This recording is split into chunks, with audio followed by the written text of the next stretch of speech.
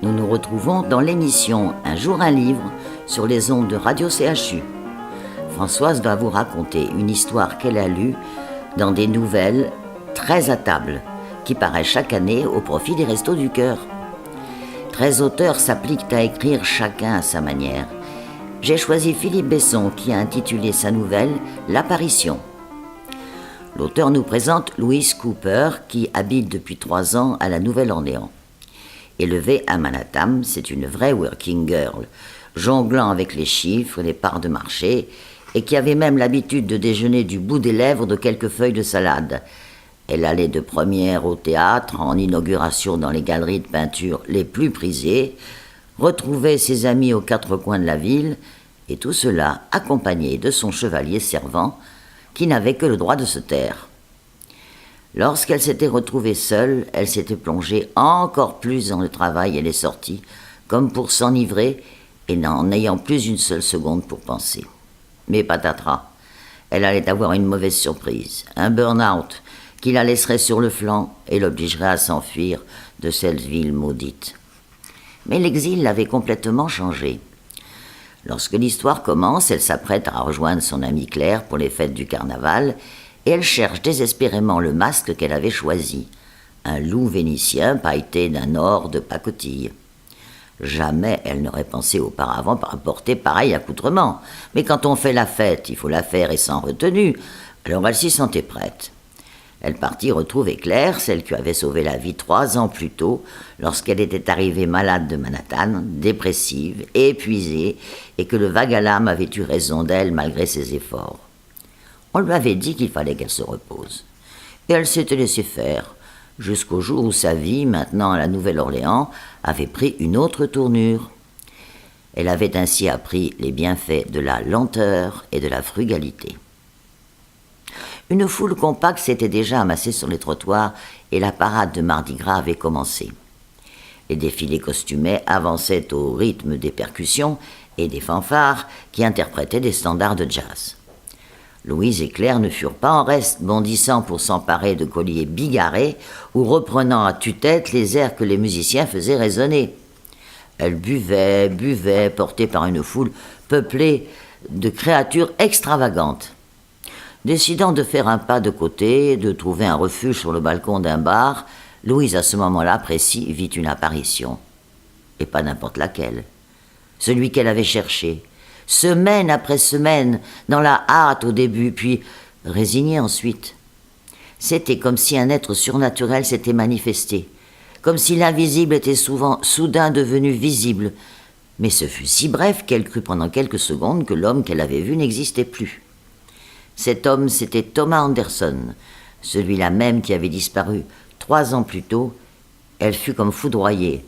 Son corps se raidit et son sourire s'effaça. Elle ressentit exactement la même sensation que lorsqu'ils s'étaient vus pour la première fois. Et soudain, elle eut très chaud, puis se mit à grelotter. Radio CHU, c'est ta radio. Nous sommes toujours sur Radio CHU dans l'émission Un jour, un livre. Françoise vous raconte un extrait d'une nouvelle de 13 à table. Elle regarda à nouveau dans la direction où elle l'avait aperçu quelques instants plus tôt, et elle le retrouva. Lui, Thomas Anderson, immobile, pendant que tout bougeait autour de lui, vêtu de gris et de blanc, tranchant sur la marée humaine, chamarrée. Alors, sans réfléchir, elle se lança en avant, évitant les pannes de bière pour finalement se retrouver projetée sur le trottoir couverte de confettis, puis jouant des coudes dans la foule compacte. Alors, elle se précipita vers l'endroit où elle l'avait vu. Mais en courant, elle pensait à ce qui pourrait être des retrouvailles, mais qui se transformerait en questions, colère, refus de croire, alors qu'elle se sentait encline à lui trouver des excuses. Quand elle le rejoignait, il n'avait pas pris les jambes à son cou, non. Il n'était même pas abasourdi.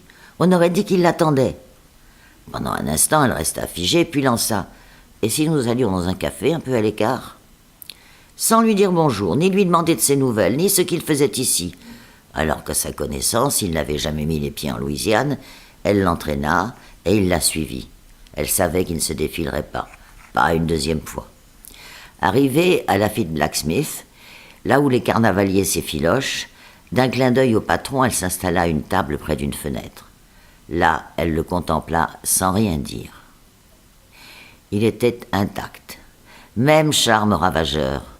Elle ne pensait pas qu'on pouvait rester ainsi soi-même alors qu'elle avait tant changé.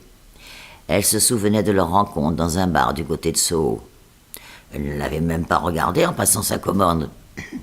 Mais lorsqu'il lui tendit son verre, elle fut foudroyée sur place, pendant une seconde. Sa beauté sans arrogance, son naturel, l'absence de sophistication, l'intelligence qu'elle avait décernée dans son regard, sans compter la malice qui s'échappait de son sourire, alors elle avait craqué et avait insisté pour boire un verre en sa compagnie. Puis, de verre en verre, ils avaient passé la nuit ensemble et ils n'étaient plus jamais repartis. Elle avait cru à l'éternité de ce bonheur, car leur histoire avait duré 4 années. Mais un soir, il n'était pas rentré, et elle l'avait vainement cherché partout. Il avait disparu sans laisser de traces derrière lui. Il s'était littéralement volatilisé. Même ses amis étaient sans nouvelles. Son compte en banque était vidé, l'adresse barrée à la poste, et rien dans l'appartement qui aurait pu faire penser à une absence momentanée.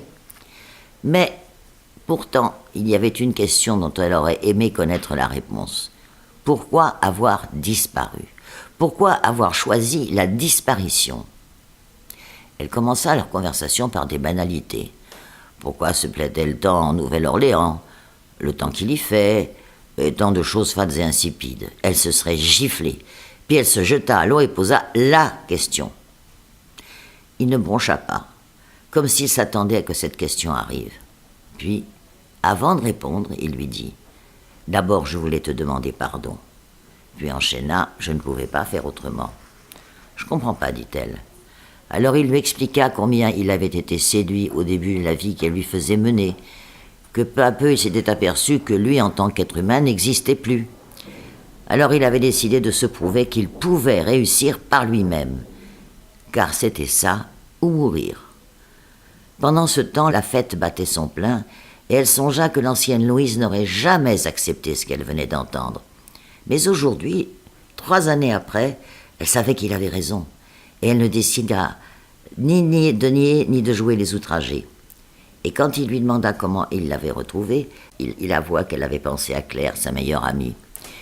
Et cela parce qu'il avait éprouvé un sentiment de manque affreux après avoir pu se prouver à lui-même qu'il existait.